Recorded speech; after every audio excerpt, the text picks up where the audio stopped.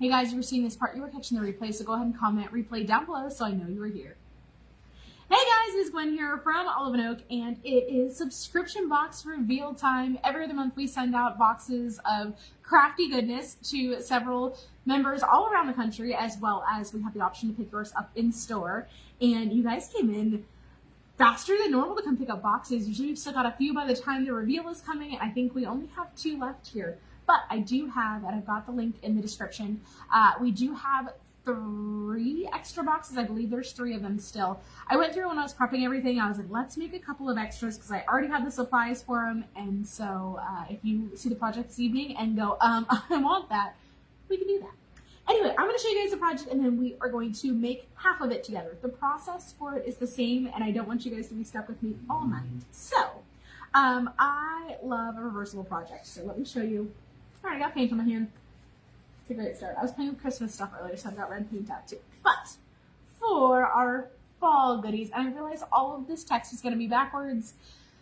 That's just how it is. But you'll get the general idea. We have this side. It's a little chunky shelf sitter. My table's not perfectly flat, but it is a chunky shelf sitter that says pumpkin on one side with cider, fall, and lattes. And it's got all of this fun scrapbook paper backgrounds, a little bit of distressing, and I love it. But you can't have fall without having Halloween. So on the back side, we have October here with tricks and treats, and there's all kinds of spiders and candy corns and bats and all sorts of fun stuff. And again, we've got the scrapbook paper on there. So let me go ahead and open up the kit, show you guys what is in there, and we're going to make one of these guys. The process for the front and the back is the same. So rather than keeping you guys here all night, we'll just make one side for this evening. And maybe I'll hop on another night to the other side. We'll see. But anyway, I tried asking earlier, but I probably asked a little too late on whether you guys wanted to see the fall or the Halloween side. So I think I'm going to play with the Halloween side tonight. But inside of your kit, you will have, of course, your project itself, which is going to have, oh, that's the back side. Your project itself, which is going to have a picture of the whole project set. We did kind of change packaging this month, and I hope you guys liked it. I'll have to ask for some feedback. But it has our sticker of our project design there, so you can kind of see what it's meant to look like. And then, of course, the project is in there. And then you got one of our handy dandy tool bags that had a little sticker to tell you to come hang out with us tonight. The QR code for the membership survey, which is super helpful as we're getting further into having this club. We're coming up on a whole year in one more month? November. November will be at 1 year of having the club. There is a member survey on there that asks if you're wanting something, if we're doing something personalized, what last name or initial would you want on it? Ask about some of your favorite treats, just some fun stuff for us to know for future boxes. But inside of your bag, you're going to have a instruction card that's going to tell you how to put together a 3D project as well as a stencil project. We're not stenciling tonight, so you don't got to worry about this side. But it's got all the details on how to put together a 3D laser cut project, which is what we do primarily. You're going to have 2 pieces of sand paper, 1 for each side. You're going to have your paint strips. It's got all kinds of paints in there for you to work with for your project. Now, if you want to use your own paint, you absolutely can. I love when people mix in their own colors and their style, but we always try to provide at least what we use.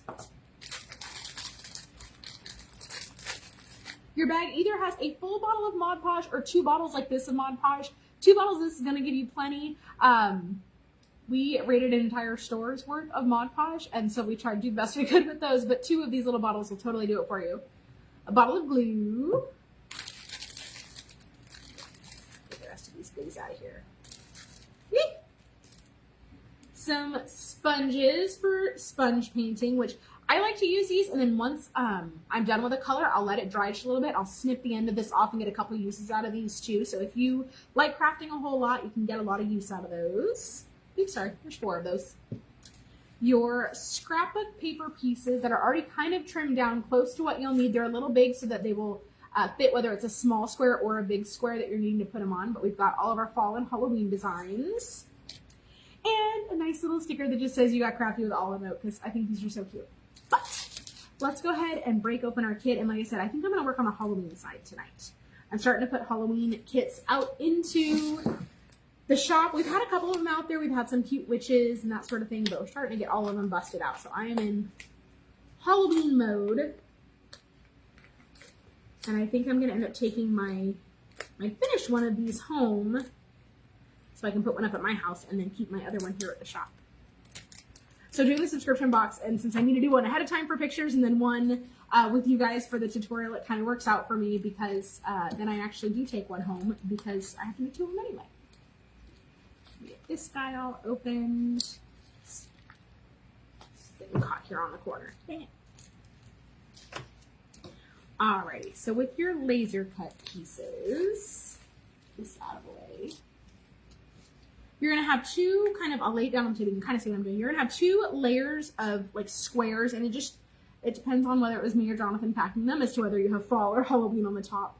But if you take your top layer of squares with the pieces that are on top of it and set it aside, you'll end up with just 1 side's worth of project at a time. So I'm gonna scooch the fall one off and get all the pieces together. And we're gonna play with Halloween tonight. It's almost October, it seems appropriate. So now I have all of my Halloween pieces there. My little squares are going to come off. These pulled up and just set aside for right now. So I'll show you guys the base and then we'll kind of start working on it. So you'll have this center base piece that doesn't have anything scored or designed on it. This is going to be the center of your whole project. If you look at my finished one, there's 3 kind of solid layers on there before you get to your 3D lettering and stuff. This is going to be that very center one. So you don't have to do anything to this one. This is just a base, essentially. So we're going to set that one aside for right now. And I'm going to look at my pieces. So I've got my Halloween papers out here. Now you'll notice too, there's a difference in thickness between the 2 papers. These ones are going to take your fall one is going to take a little more oomph to get trimmed down, whereas this paper is a little bit thinner, and I really like working with this kind, and so it's going to sand off really easy. But the first thing you're going to want to do is kind of put your 3D letters up out of the way for your squares, and we're going to look at these and kind of decide which order we want to put our scrapbook papers in. So I'm just going to kind of lay them out here and look at putting different ones next to each other. Like I have 2 that have an orange background, and I don't necessarily want to put those 2 right next to each other, so I'll sort of space them out a little bit. I've got 2 that have black backgrounds, so I'll want to do the same with those, kind of space them out. And then I have 2 very white backgrounds, and one that's just got this fun plaid that I think I'm going to stick right in the middle, which I think is what I ended up doing the first time through. But that layout works for me. It's a little different than what I did on the first one, and I like changing it up. So I'm going to do that. But what I'm going to do is, now that I've got my pieces laid out and figured out, I'm just going to stack them so I know who's going where. And then I'm going to show you guys a little trick. So your squares, now you don't have to, if scrapbook paper is not your jam and you don't want to play with this at all, you can obviously just use paint too. But now that I've got those all organized, if I were to take, because your pieces will show you what letter goes on which piece so that it lines up right on the project. But if I take my scrapbook paper and I put it on top of there, I can't see my letter anymore. So my little trick is actually to Mod Podge it on the back, and then this at least tells me which letter goes where, and then when I go to glue it down, you're not going to see this, but it doesn't matter, you aren't going to see it anyway. So yeah, that'll be the side I'll glue down. Now, for your Mod Podge, let's get this guy open. There we go. What I'm going to do is I'm going to shake this up just a little bit. I don't think there's a stopper in there. No. I'm going to pour some of this directly onto my wood piece here, and then I'm going to spread it around. Now, it doesn't really take a whole lot. Mod Podge is a little thinner than paint and glue, but I'm going to want to spread this around. Hopefully you guys can see this on the screen. Looks like you should be able to. So we're going to spread this all around. And you want to work, this is one where I do turn the fan off because I want this to be wet when I lay my paper on it. But I'm making sure I have podged all the way to my edges, because that's the part where it tends to lift if you don't get that down quite right. So I've got that whole thing coated. And now I'm going to take my scrapbook paper and I'm just going to lay it right on top. And I'm going to press it down real good, and I'm almost going to push on the edges a little bit so that it creases just a hair to make sure it lays down real nice. And then I'm going to let that part dry. So what you should have is, so that's kind of got that little bit of crease along the edges, and then you've got again, your back piece there. So I'm going to let this part dry, and I'm going to go through and do that with all of my letters. Now, if you really wanted to, you could take your fall side and you could do all of your scrapbook paper at once, but we're just going to work on one side tonight. So I'm going to flip my letter over, Mod Podge onto the back. It's probably more than I need, but that's okay. And I'm just going to spread it out. Now, usually I'll tell you guys if we're using the brush to apply glue or anything like that to make this be your last step using the brush with glue. But in this case, this is a water-soluble, I don't know what the term I'm looking for is. What is Mod Podge? Whatever this material is, it's water-soluble, so it's easy to rinse your brush out if you want to use this later for any detail painting. Put that paper down, crease it all along the edges, and I'm just going to keep repeating the process. I can see we've got a couple of people on here, and I don't know if Facebook's being mean and not showing me comments. I keep getting a slow connection error, which is really icky because we have good internet at the shop, but I digress. But yeah, if you guys are on here, just let me know if you're hanging out with me. But yeah, like I was mentioning, we are finally starting to get all of our Halloween projects out into the shop. We've had a couple of them out there, but I just put out some mummies, some ghosts. We've got some candy corn. There's some witch projects. I've got a couple of them for the kids out there. I've been doing kind of this in between. I'm either working on new projects for the shop itself, because our real main focus in the shop as a whole is the DIY studio side of things, the projects you can take home, coming in and doing a class with us, all that sort of stuff. That's the part that makes me happy. And I'm getting a phone call. Don't they know that we're painting right now? But so we're really putting a main focus on all of that kind of stuff in the shop. And so I've been working on getting more kids out there, more projects. We're doing a little bit more remodeling, much to Jonathan's joy, I guess. But yeah, we're working through all kinds of stuff like that and just trying to kind of reset some things. But I think they're going to be really fun. Oops, I'm getting some little bubbles in this one because I put the Mod Podge on too thick. You can kind of see, I'll show you. If you look, I've got some little bubbles in this black part. Now they're starting to go away, which is awesome. But you can either hit this with a hairdryer with some heat to kind of bring it down, or you can let it go. It's really going to be okay either way. We're going to put stuff on top of it and you won't notice them near as much. But that can happen if you use more Mod Podge than you need. So we're going to go smaller drops.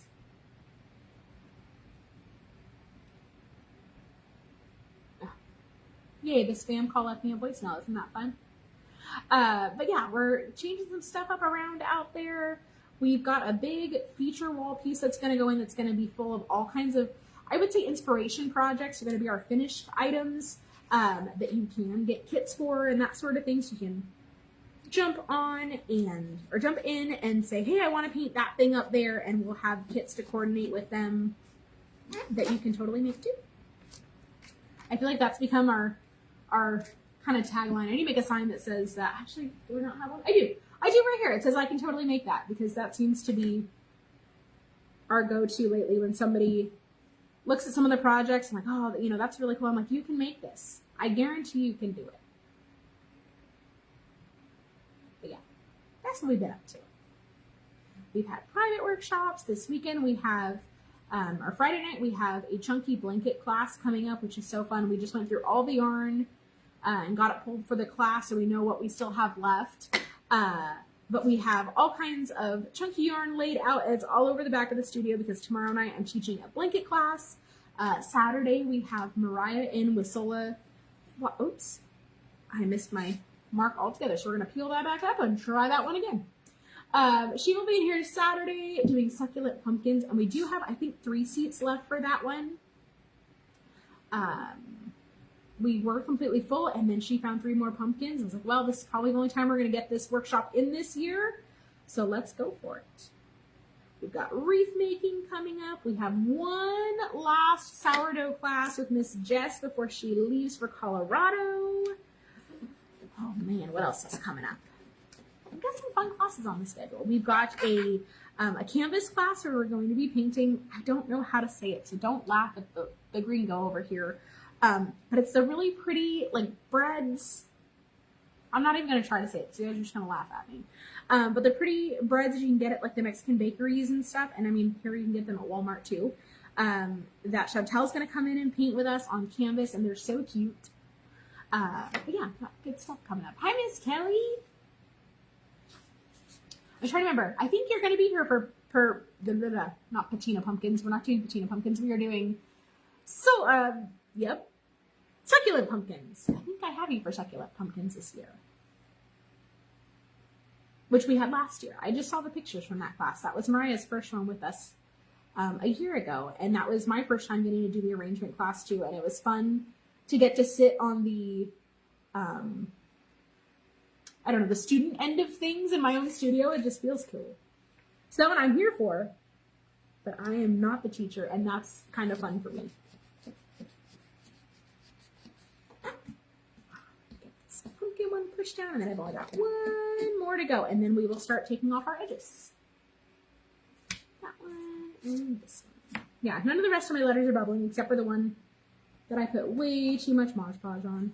That's okay. Like I said, we're going to put stuff on top of it and decorate it, and it's going to be just fine. What's Bob Ross's thing? Happy accidents? Yes, I was pretty sure you were going to be here. And I'm flinging Mod Podge all in my hair. That's okay. I'm not worried about that. But yeah, I got to sit with Miss Kelly at that class last year. My pumpkin is already out on my shelf at home. I started putting all the fall decorations out, and then we had Rainy's birthday, which was our cutie is turning 1, and so we did like the little cutie oranges.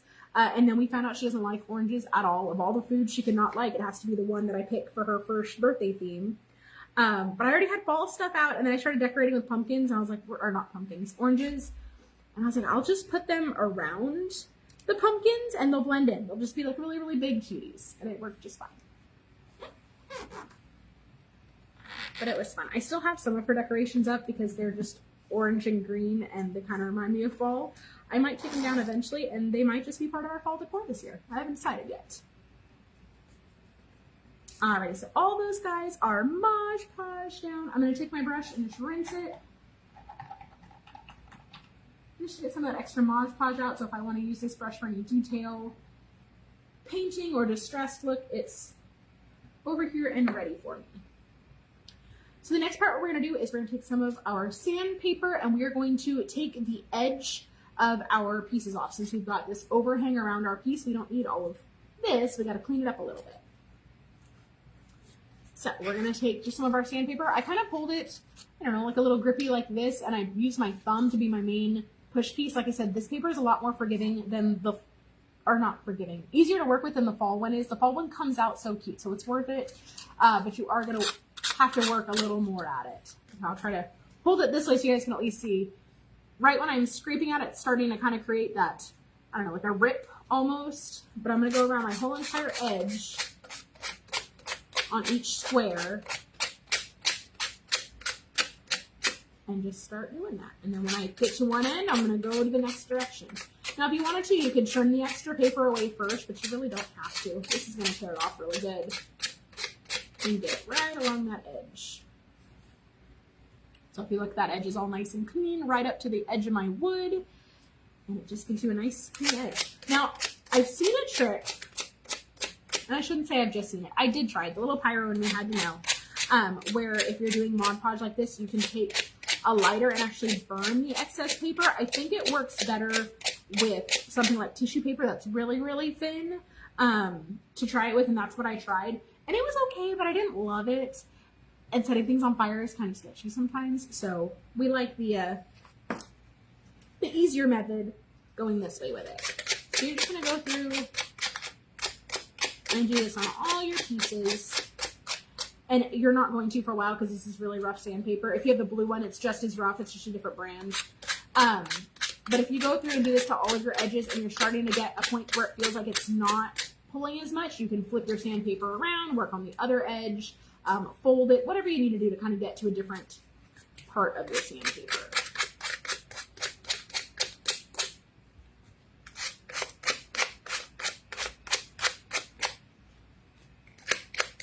All of this off of here, make it nice and smooth. it's kind of impressive how well it works. You could do it with a scissor or do it with a pair of scissors. You could take an X-Acto blade, but this is about as pristine as it gets.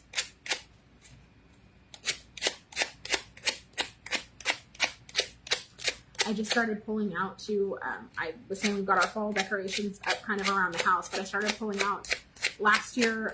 Levi and I did a couple of fun little just easy fall projects or Halloween projects at home. We did one where you take like a Dollar Tree mop head, and that was pretty cute. I think I may have taken pictures of that one I can post too.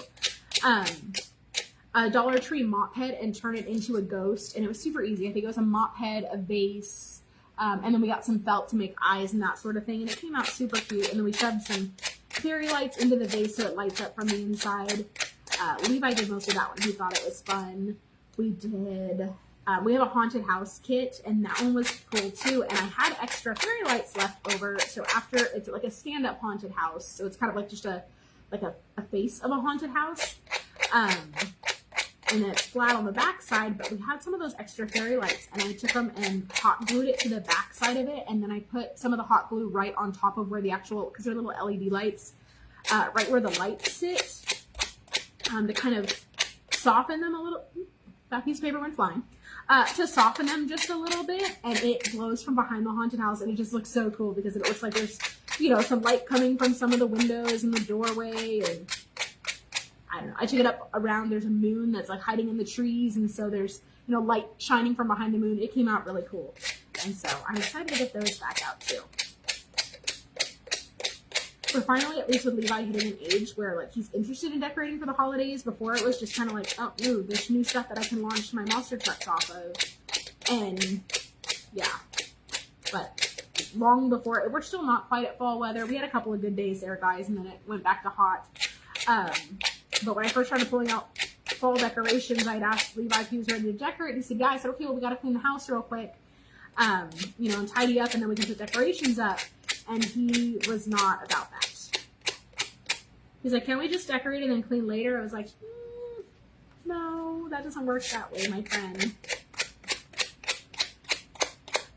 And so we had to deep clean for Rainy's party, and then the next weekend we hosted 15 ladies from, well, the US and Canada. So we had 2 Canadians with us too, that all have lasers, and they use them for different things. Most of them, though, are somewhere in the DIY space like I am, where they offer kits or finished projects to other people. And so they came to visit, so then our house was all spick and span for that, and we had a great time. It was fun, and I kind of called it like a pre-season retreat. We did some fun stuff. Some of it was business planning, because when you put a bunch of business owners in a room, we're going to talk about business. It's just going to happen. So we did a little bit of that too, but it was really fun just to connect with other people who are all going into the busy season. And I just realized my phone's doing this while I'm standing. Sorry, guys. Going into busy season, so it's kind of like a last little mini vacation before diving into the fall and Christmas season when makers are super, super busy. So it's a good time. This one sanded down. And one more edge, and then we're done sanding for this one. And then we get to paint. Ha! Got it. So all of my letter pieces are letter on the back, and my paper's on the front. So now I'm going to get my little scraps out of the way, clean out my workspace just a little bit. And what I'm going to do now is lay my pieces back out in the order that they're going to go in. So that's an R, it's a pumpkin, O, E for the T, O, C, T, O, B, E, oops, this goes this way, R. Perfect. So I've got my letters laid back out, because what I'm going to do is I'm going to put just my letter piece kind of on top of them, because as I'm painting these, I want to make sure that I'm picking a color that's going to contrast against them, because it would not work out well if I ended up painting, like for instance, this is my R block. If I were to paint my R black, I'm not going to see it.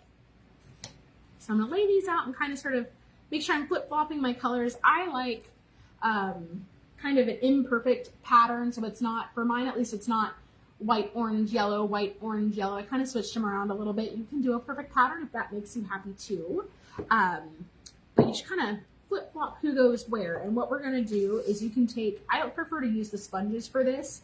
So I'm going to take my sponge and I'm going to go through and paint my different color sections in here.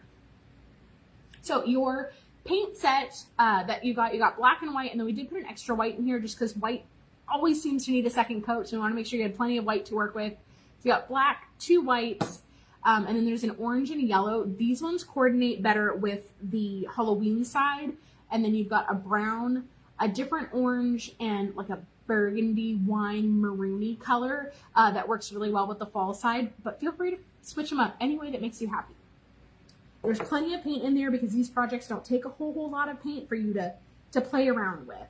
But let's see, I'm going to do, and I try to be super organized about this. I try to put all my orange stuff together, all my black stuff together, and go from there. And then aside from that, you also have your little 3D guys. You've got a candy corn, pair of spiders, and a bat too to play with. Actually, where are the rest of my bats? I have more bats. Oh, they're right here.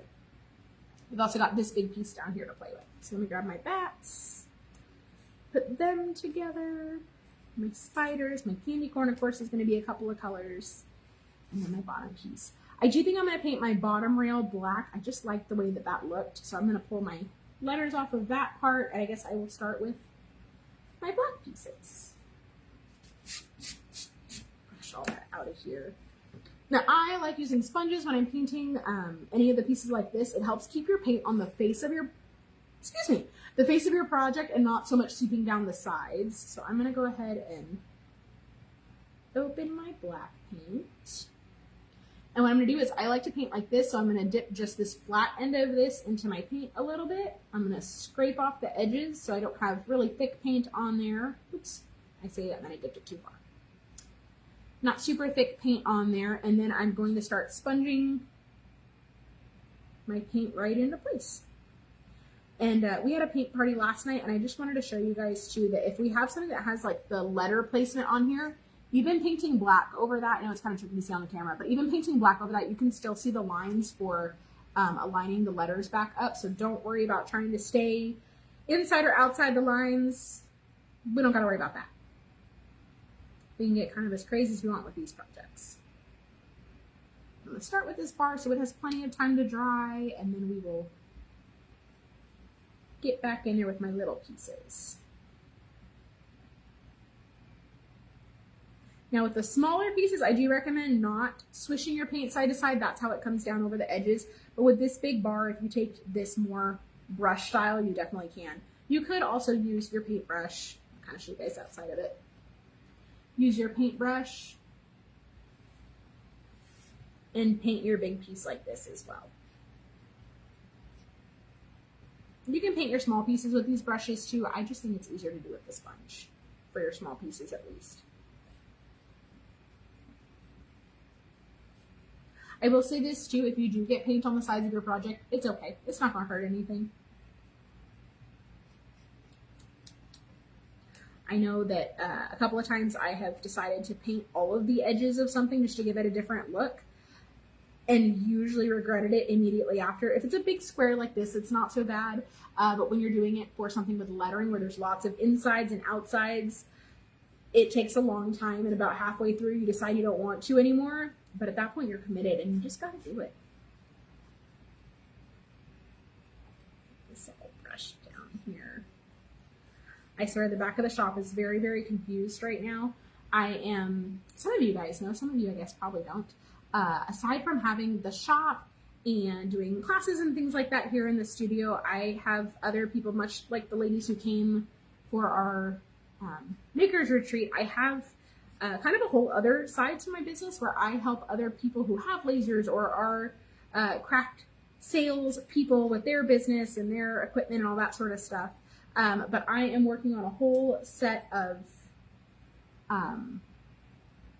Christmas ornaments to show them and kind of how to set up a DIY ornament bar, which was a hit for us last year. You guys loved being able to grab all kinds of different ornament kits where you can pick out your ribbon and your beads and the paint to go with them. And I know some of you did family paint parties with them. Some of you painted them just as gifts. Some of them were stocking stuffers, and I think that's so fun. But I'm kind of helping teach other people how to do that in their stores or their booths. And so yeah, the back of the shop has Christmas stuff everywhere, and Halloween and fall and all the things. Great fun.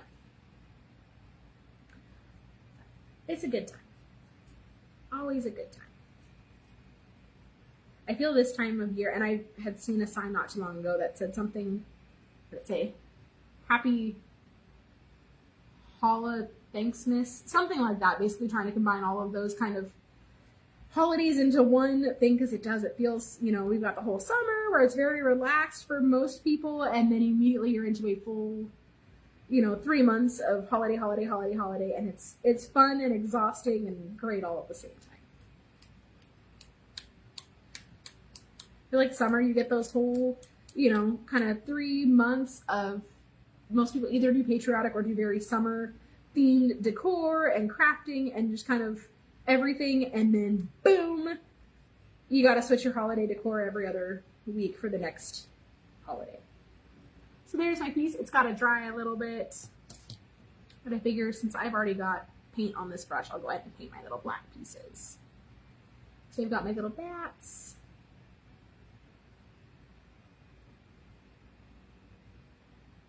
I will say, it always shocks me, the black paint, I usually try to do 2 coats for a really, really solid black. If you like the more like distressed, rustic look, that sort of thing, 1 coat will definitely cover it all. But I don't know, when I think about black, I always think of, you know, very deep, very easy to cover, but I usually like to do 2 coats of it. White, on the other hand, I fully expect to have to do more than 1. White is usually 2 to 3. All right, I lied. I'm a sponge painter. Switching back to the sponge. I'll just clean this brush real quick.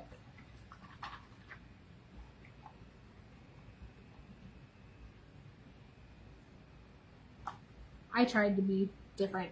We're not doing that. Black paint on there. And pounce, pounce, pounce. Oh, that's one of the other classes we have coming up. I think I don't have it on the forefront of my head because it's a walk-in class, and it's one that you don't have to pre-register for. You can, if you're in town, just come on down, and it's actually during the Tacos and Tunes Festival too, so there'll be all kinds of fun stuff going on in downtown.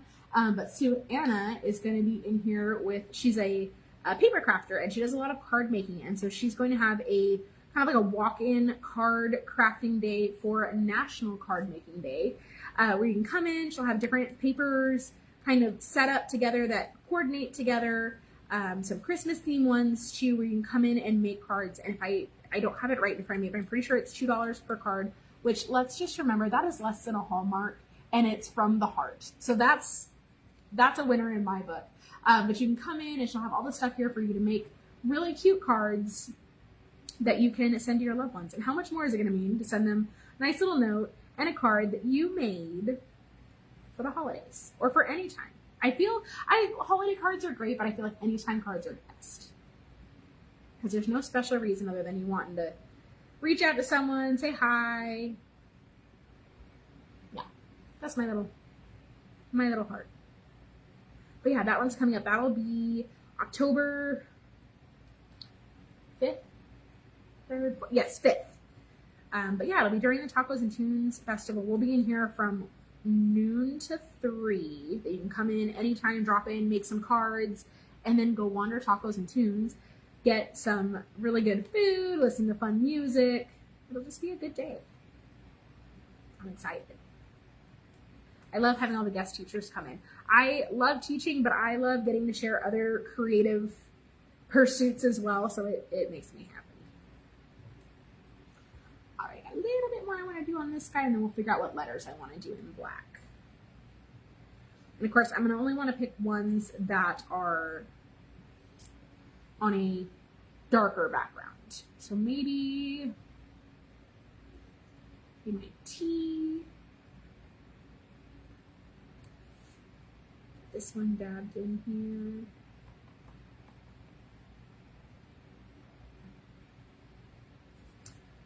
maybe just my cheeks. I feel like I've got a lot of black going on already, especially since I have that bottom bar that's all black. So it might just be my tea that goes black. And that's okay. Hey, Richard. I was just talking about my maker people and mentioning that there's kind of, you know, we have this side to our business. Richard is one of my makers out there in the world. He doesn't do so much DIY kits and things like that, but he makes some really cool stuff with a laser, boards, all kinds of neat stuff. But I was talking about how this, you know, the studio and all that sort of thing is one end of what I do, but the whole other side is meeting makers virtually from all over the place and getting to connect with them.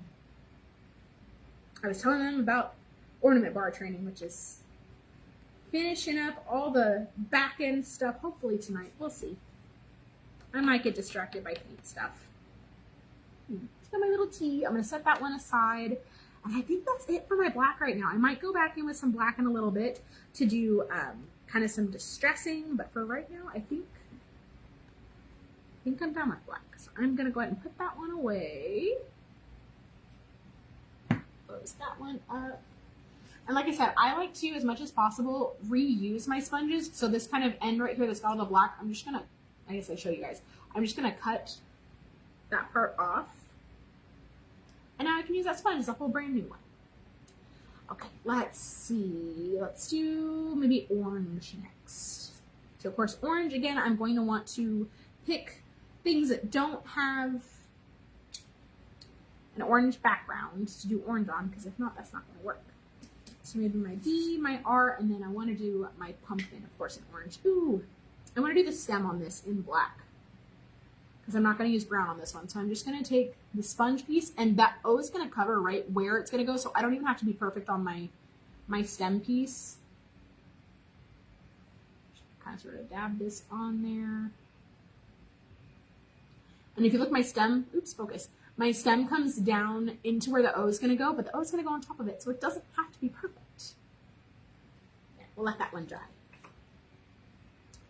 My phone is just now reminding me to go live for this, so woohoo, it's working. Alrighty, so I am working on orange. There's my pumpkin. So I'm going to paint these pieces, and then, let's see, maybe I'll do treats in orange too. We'll do yellow and orange on the bottom. And then, of course, I'm going to have a little orange section on my candy corn. So I'm going to get into my orange. Like I said, you have two oranges on your strip, and you can totally decide which one you want to use where. But the one that's on the far end next to your yellow, and I did put them all in the same order, the one that's on the far end next to your yellow is a little bit brighter, a little more like whimsical, I guess, more than it's very fall-y. So this is the one that I'm going to use on my fun Halloween side. Again, I'm just going to dip my sponge down into that paint, and I'm just going to start pouncing. Get it all filled in. Now, if you are someone who really likes painting with all the details, I'll kind of do some of it here on the pumpkin just to give you an idea. And if you're not someone who likes painting all the details or just doesn't know how, we'll kind of go over some of that. So let me get this pumpkin filled in for a base coat is what we'll call this. And then we'll add some fun to it. A little bit of shading can go a long way. This part base coated.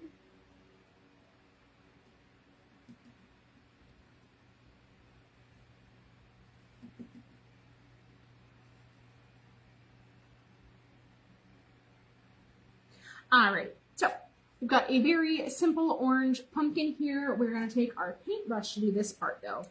So we've got a really simple orange pumpkin here. I'm going to put just a little bit of water on the end of my brush just so it's got some wet to it. And what I was told by a friend who is a very detailed painter was she always highlights to the left and the top, and then low lights to the right and the bottom of a piece. So what that looks like is now we're going to open some of our white paint too. Oops, that's not white, that's cream. I lied, guys. I don't have two whites. I have a cream and a white. And the cream is what I use, I forgot, on the fall side. It's a just barely off-white, but just enough to add a little something to it. So I'm going to take a little bit of white on my brush, and then I'm going to get a little bit, so I've got just a little bit. Even that's probably a little more than I need. So I'm going to dab some of that off. So I've got just a little on there. And then I'm going to pick up some of the orange I was just using. I scraped some from inside of the cap so it doesn't really mess with the orange in the pot, but it's going to be fine either way. And what you're going to do is, this has more of that light in there, is you're going to focus on painting at the top and to the side. And we're just going to kind of take it in here, and keep in mind it doesn't have to be perfect. But we're going to start with painting this direction and bringing it down this way. And that one, it got really light, so I'm going to add more orange to it. So I'm going to get more orange and kind of mix it in there. That little bit of water that I put on my brush at the beginning is going to help let all of it kind of meld and move. And what I'm basically trying to do is kind of get to that midpoint of my pumpkin. I'm going to bring some more of that down into there. And then to give a shadow, we're going to do the exact opposite. Now, you can go all the way with black. I'm going to steal a little bit of the brown from the fall side, essentially, of this project. I'm not even going to rinse my brush. I might grab just a little bit more water on it, but I'm not rinsing my brush out from the other side. I'm going to grab a little bit of brown. I mean, it's just barely on the tip of my brush. And back in with that orange. And I'm going to start on this end. And what I'm wanting to do is, by the time I get to the middle, I should be mostly orange. So I'm going to take some of this down here on this end and just kind of start working my way back up. Now, the pumpkin being a curve, I'm trying to kind of work at a curve versus just straight up and down or straight at an angle, but it's all going to work out in the end anyway. Get some more of the orange. So right here in the middle, and just kind of work it back and forth into the different parts of the color changes.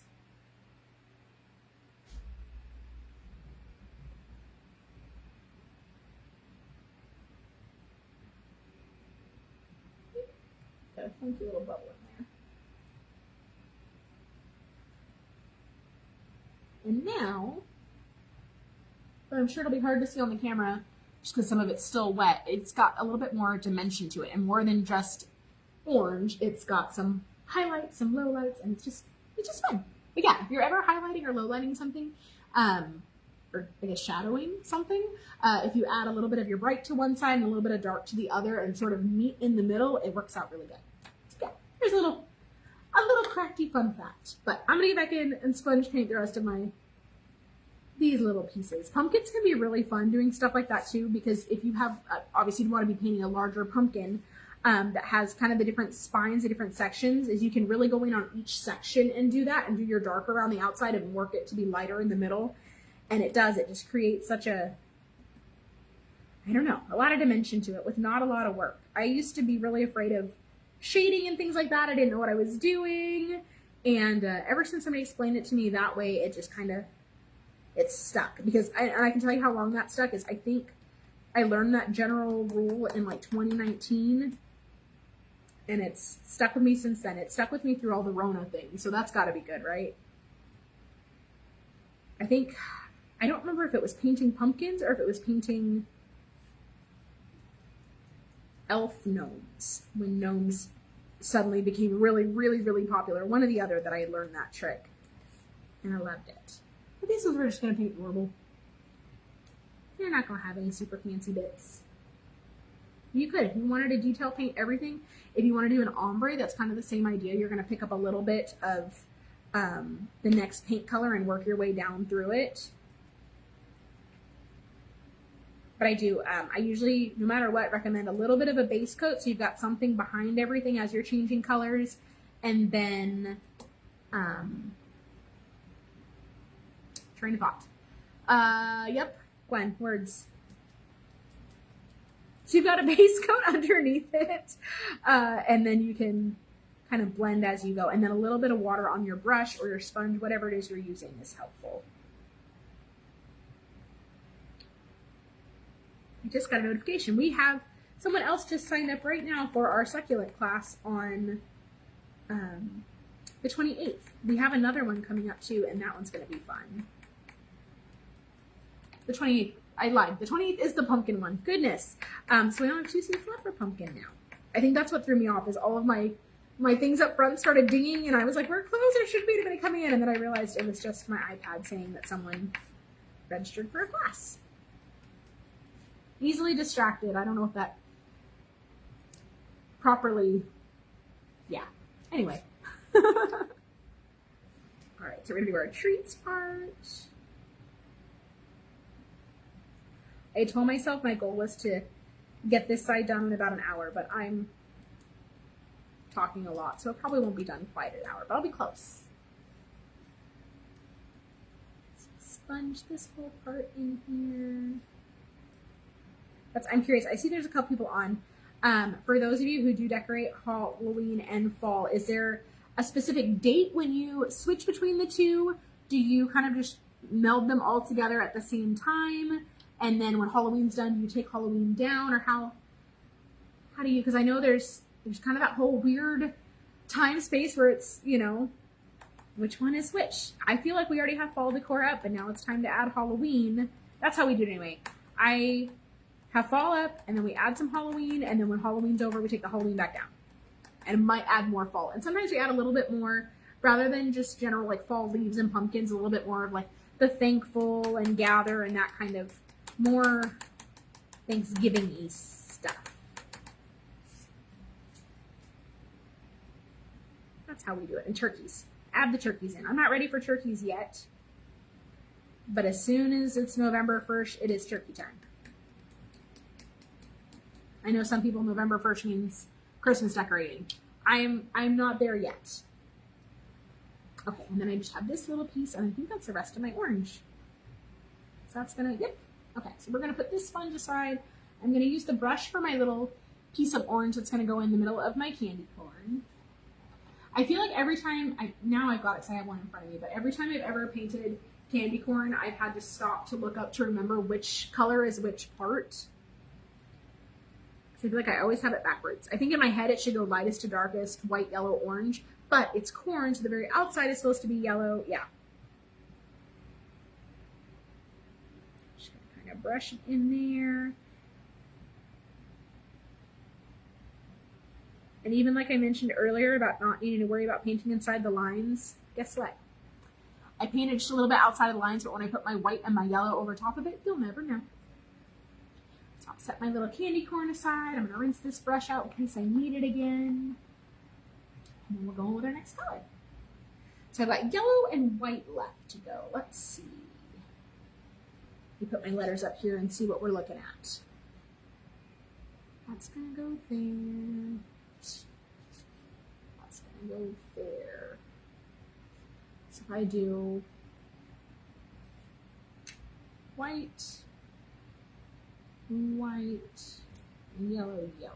I think that'll work, right? Yes, perfect, we got it, Now I just gotta make sure I do the right ones. I think I'm gonna do my ampersand in white too. So I'm gonna dip my little brush down in there, or my sponge down in there. Now white is one of those colors that you almost always have to do extra coats of. It just is part of the game. This in there. Alrighty, I've got 12 minutes and that would put me right at an hour. Can I do it? We'll see. That's what I need, I need fast craft challenges. Because if not, I will sit there and pick at something forever and not get it finished in a timely manner. But I'm not trying to speed. I'm trying to have fun. I asked Donovan, like, does this make sense? Because I posted a little graphic of some of the people painting at one of our classes. And I had said, you know, crafting at home, which if you are fortunate to have a space to sneak away to, or maybe you craft with your kids too, that's awesome. But crafting at home, there's always little interruptions. You know, the dog needs to go out to the bathroom, or you got to change clothes from the washer to the dryer, or you got to restart the dryer to fluff out the clothes that you threw in the dryer yesterday. I've been there, I know. But yeah, there's all kinds of, you know, little things that happen. So, you know, when you're crafting at home, it's 30 minutes setup, an hour to craft with some little interruptions, and then cleaning up is, you know, 1 to 3 business days. because it just, you know, you get all the stuff out and then it's like, oh, I gotta put it away again. But I know some of you guys have craft rooms, and I know one of our regulars, she's part of our club as well and gets our boxes, but she, Miss Carol, has a she shed craft room, which is my someday goal. I know that sounds silly. I have the whole studio, but I guess I have mentioned it once or twice. I don't have a craft room at home anymore, and I always did because I you know, did this stuff from home for a long time. I don't have a craft room at home anymore. Jonathan decided that if 2,800 square feet at work was not enough space, then I had a different kind of problem. So I didn't need one at home. And I don't mean that to rag on him. He, you know, if I had said, no, I want stuff at home too, I know he wouldn't have, you know, whatever. Anyway, but I don't have craft stuff at home. And even, like I have very limited craft stuff for Levi at home. I do want to start kind of like a more kids craft closet type thing at our house, just so that we have it. Because once in a while, Levi wants to, he's got this set of books where I think it's like a little robot and a little boy, Nate and Nat. I think it's Nick and Nat. And they always have, like, after a story, there's always like little crafts, and usually it's more popsicle sticks and construction paper than it is like the stuff I do at work. And Levi's sort of over most of the stuff at work. He's, you know, I'll be, hey, do you want to paint something? And it's hit or miss. Some days he'll just be like, no, I don't, Mom. And I'm like, dang it, I would have loved to have done this as a kid. But I think he's over it right now. But he always wants to do the little craft builds at home, and I need to put together a little craft closet for that kind of stuff for at home, for him at very least. I can have that at home, but I'll keep most of it here. Okay, so now we just have the tip of our little, can I do this with a sponge? Can I be trusted? Aha, we got it. The tip of my little guy.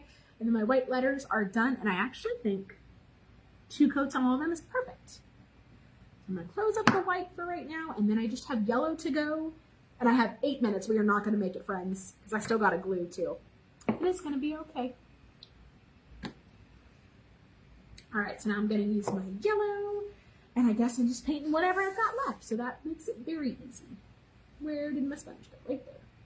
So again, I'm going to take my sponge, I'm going to snip the end of it off. I almost feel like these are easier to use after you snip that end because they're just a little bit smaller and they fit in the paint pot better. So I feel like the second color use on it is even better than the first. And we're going to fill in the rest of it.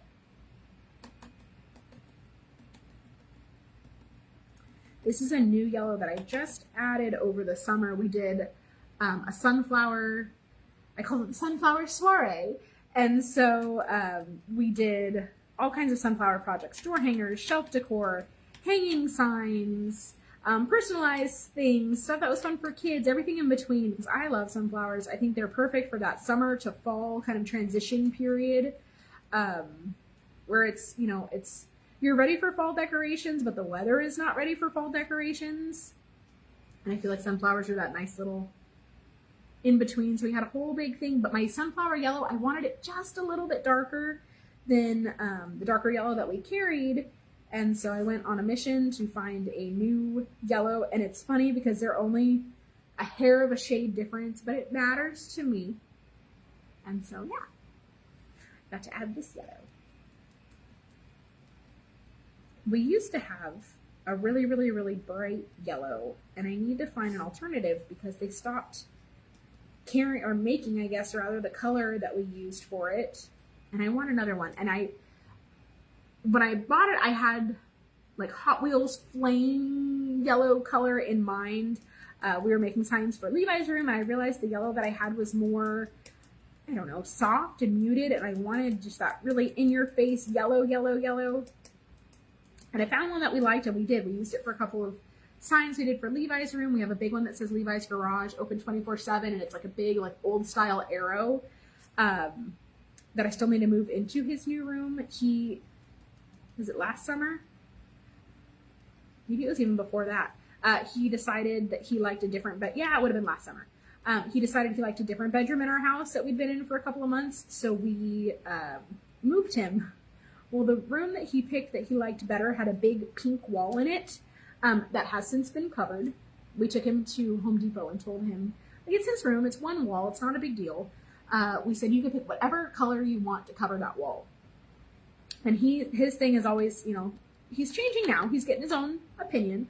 But for the longest time, you would ask him what his favorite color was, and he'd say, my favorite color is olive green, like my mom. And, which I thought was adorable. But he really liked olive green, and so he was into all the, you know, the olive drab stuff like I was. And, and then he started to like lime green a little bit better. That one's more, you know, little boy and fun and that sort of thing. So we were into lime green, and then we're into blue for a little bit. So I was thinking he was either going to pick like a lime green or a bright green color or a blue. Well, I've got a picture of him up on Jonathan's shoulders looking at colors, and I think in the picture he's kind of looking at blue. And then somehow we ended up with Home Depot orange. But it's one wall in his room, and he got to pick whatever color he wanted, so we got Home Depot orange. I don't remember what the actual color was called, but we were at Home Depot, and it looked like the exact same color as the shopping cart on the little paint chip card. And so he has a big orange wall in there. But I kept asking him what he wanted in that room, because we were working on kind of like somewhere between monster trucks meets garage themes, so all kind of automotive-y type thing. It all went together. But he's discovered video games like many little boys do. And so he's super into all of that right now. And so we're trying to figure out the best way to meld all of that. So it may just end up being a hodgepodge of all things little boys like. But we'll see. Alrighty, so I've got all my pieces painted, and now it is time to start gluing. And make sure I spell October right. Tobe here. That goes there. That goes there. This goes here. Cool. So your little itty bitty glue bottle. You just twist your cap. And sometimes they're a little tricky. There we go. And you got that little itty bitty applicator on there. It does not take a lot of glue to hold these together. So like this piece right here, I'll show you what I ended up with. And I don't like to do long lines of glue. I prefer doing little spots. This is a small home decor piece, and I think it's supposed to be I remember I looked at the bottle at one point and it said you're supposed to use so much glue for every square inch. Most of these aren't even a full square inch of space. So if you look on the back, kind of maybe at an angle, you can sort of see where the dots are. It's not real thick, you're just putting a little bit on there.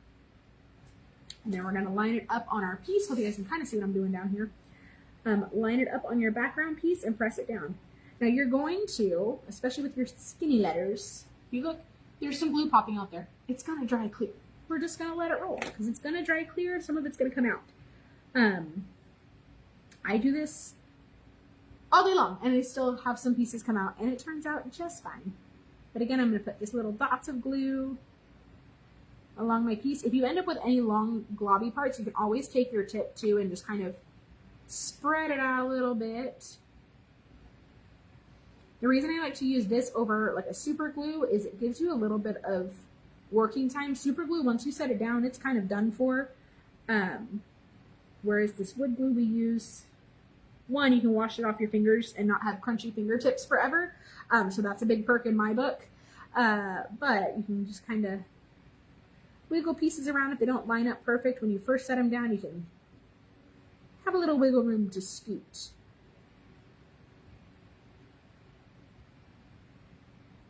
That one down. For a treats part. Yep, I've only got 2 minutes till the timer, guys. I'm not going to make it to an hour, but you know what? We came close. Gave it an honest effort. Off it this piece, all the way down that one. This part, gluing is the part, and I always laugh because during every video I get really quiet during the gluing part because I'm concentrated.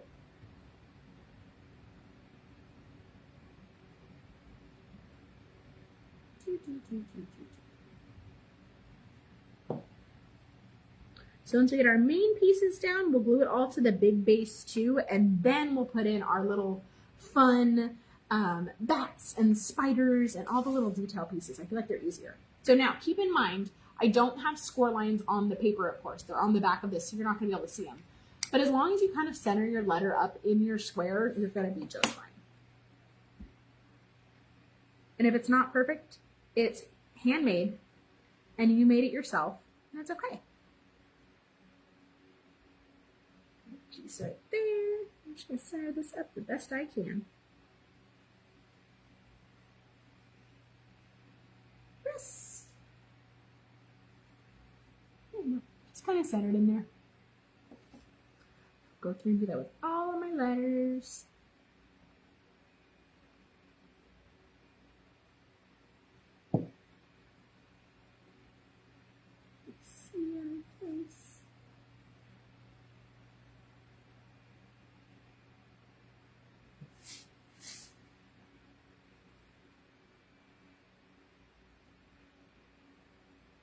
Yep, there comes the awkward silence.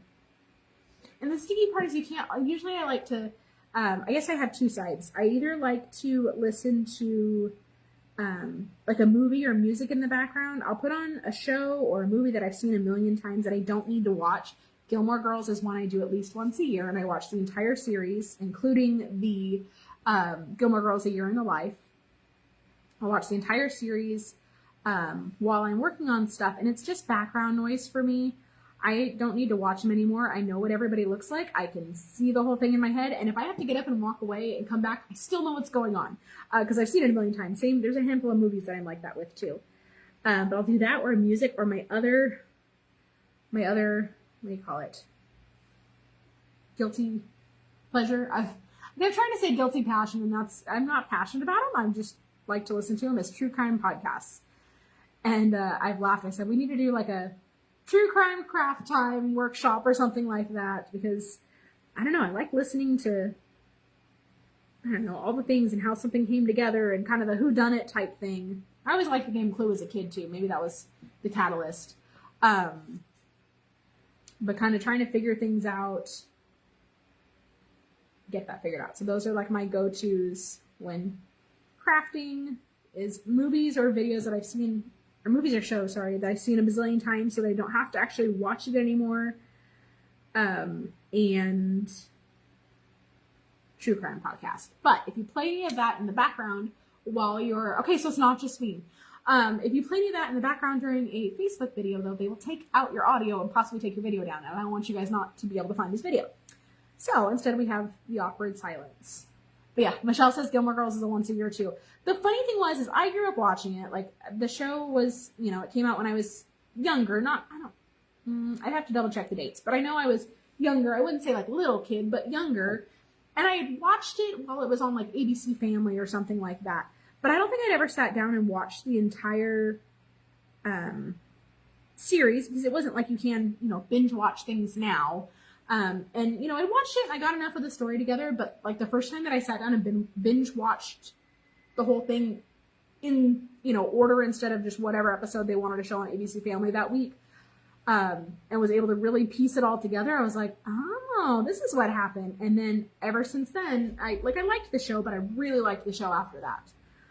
But ever since then, that's my once a year we'll watch the entire thing. And this year, of course, we had Rainy, so she got sucked into having to, you know, that was our go to sleep show essentially. When it was time for her to take a nap, or I needed to, you know, put on something that I knew was going, or I thought was going to bore her. So now I'll come back to that. Now I'm gonna start putting all these pieces together on my base. The best way to do this, in my opinion, is start with your center and your two outside letters, because those are going to go all the way flush to the bottom and all the way flush to the outside. Once you have those three pieces in place, everything else just kind of puzzle pieces down into there. So we're going to start on our outsides and work our way in, because the very last one we're going to put in is going to be our O on the pumpkin, because the pumpkin hangs just a hair over the sides. So you want that to be the last one, because it's going to have to set on top of the sides next to it. But yes. Oh, you said you're 16-year-old. That's fun. What I was getting at though. So Rainy, right? This is supposed to be her go to sleep show. She would get super excited anytime the theme song came on, and it was whatever. I mean, she could be playing with a toy. She could be getting into something she wasn't supposed to. She could be fussing, but the theme song, you know, where you lead, that whole thing. I'm not singing on here, guys. Absolutely not. At home, yes. Here, we're not doing that. But anyway, as soon as that part would start, it was dead stop. And she had to watch the whole theme song go through. And it wasn't so much even dancing around. She's a very dancey little baby. But it wasn't even so much dancing around as much as it was just dead silence, watching the thing, and being super into the song. And then she was good to go after that and back to whatever she was doing prior. But yeah, that was our little go-to. So I'm a little bummed at the show. Like, we've seen them all now. Could I watch them all over again? Sure. But I'm ready to move on. I'm starting to get into my Christmas movie mode, I guess you would say. Although there's only so many on Netflix right now. But it's okay. We watch what's available. Alright, so I'm going to let that set just a little bit. Now, the other thing I like to do with anything that's going to be a shelf sitter is before the glue sets completely is I set it up on its edge so that I can push everything down flush to the bottom, because what you're wanting is all of these pieces to be really flat down to here so it creates that thickness and that flat edge for everything to set against. And that one, oops, this one slid just a little. Stay down. Apparently I pushed it too much, but that's okay. I'm going to push it just a little. And now I'm going to start filling in the rest of my letters.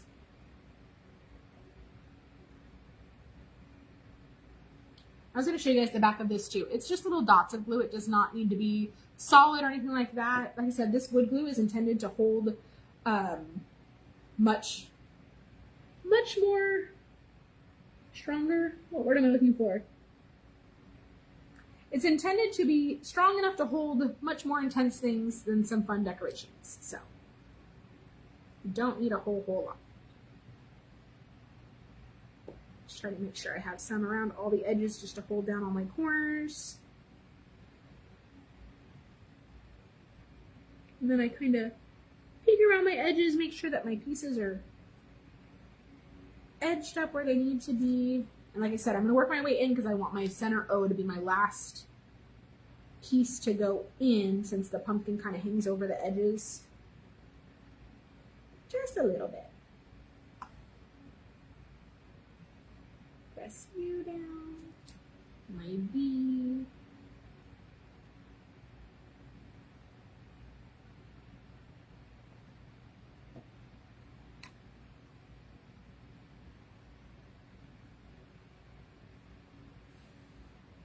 Start getting real serious and quiet again. Sorry, guys. Everybody's lined up. And then my O.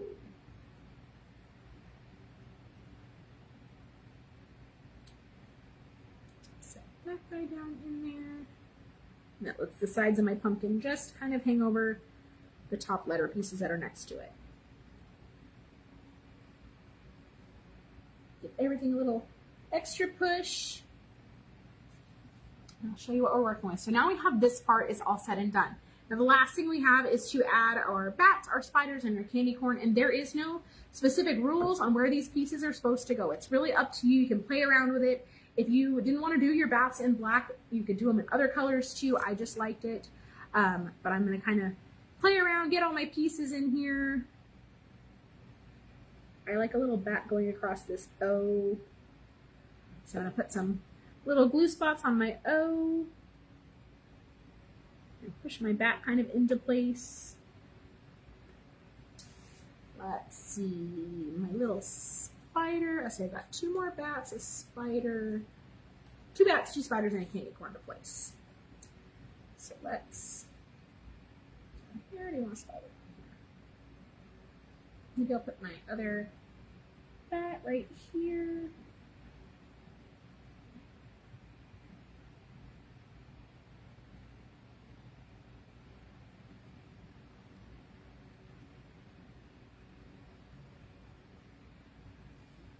I feel like my candy corn needs to go on my T because it's black, and if not, it'll blend in on any other letter.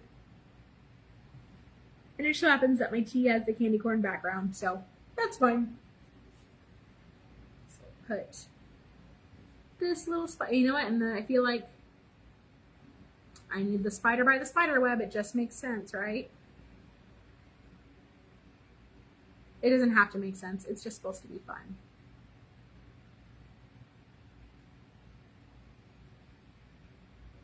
Try this all out. All right, so I'm sure you guys kind of hard to see up there, but I'll show you as soon as I press it down. I'm actually going to make my spider kind of hang out between two letters. I'll show you. So what I did is I focused mostly on the glue on his legs and then put him across two letters. Just to give him his own little special spot. And then I already got a bat right there. So let's do a spider here and a bat over here on the R. That'll work. Cool. Let me get my last couple friends on here. One little spider right there. And I'll put my bat. I do think it'd be super cute to put my bat kind of like up here where it looks like he's flying off of my, oops, sorry, you can't see that, flying off of my R, but I don't want him to poke and be able to be seen from the other side, so I'm going to put him down at the bottom of my R. So I don't have any bat wings hopping into my fall side when I put it on the back side of this. We'll put him right down there. Alrighty. So now, of course, I could do some little dry time, but all my little details, all my little friends are put in there. Now, if you wanted to add more, you definitely could. One of the things, I'll just share this tip, and then I'm going to hop off of here so I can let all of you guys go too. These brushes have like a perfect little circle tip on there. So if you dip it in your paint and then just very lightly come back in and put a little dot, you could easily add polka dots to something or little detail dots. Of course, you can use a brush to paint too, but adding little polka dot details are super fun to these too. So there's one more thing. If you are not done wanting to play around with this, keep going. Just keep going. But thank you guys so much for hanging out. Yes, Miss Kelly, I will see you Saturday. Thank you guys for hanging out with me tonight. Now I got to clean up some of this mess because we've got chunky blanket knitting going on tomorrow evening in the shop. I did put the link for our box in the description. Last time I checked, we still had 3 boxes available. So if you saw this and were like, yes, I need that, just so you can see both of them too, if you're just joining us, we have, this is on one side, and then once I complete it, the fall will be on the back side. So you'll end up with 2, it's one full solid project. So you got Halloween on one side, fall on the other, but 2 pieces that you can essentially display for the entire season all the way up until it's Christmas time. Yeah, so that's what's inside the box this month. But yes, if you want to grab one of those, I do have some available. But anyway, I'm going to hop off of here and get some cleaning done, and we'll be talking soon. You guys have a great night. Bye-bye.